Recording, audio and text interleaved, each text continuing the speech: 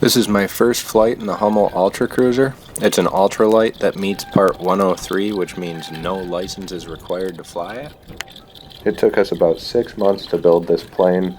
Once we were finished, we were just waiting on the engine out of Arizona from Hummel Engine. They have multiple engine options. We went with the 37 horsepower. It's a Volkswagen 4-cylinder cut in half to a 2-cylinder. They only reused the block. Everything else is new, the internal components, piston, cylinder.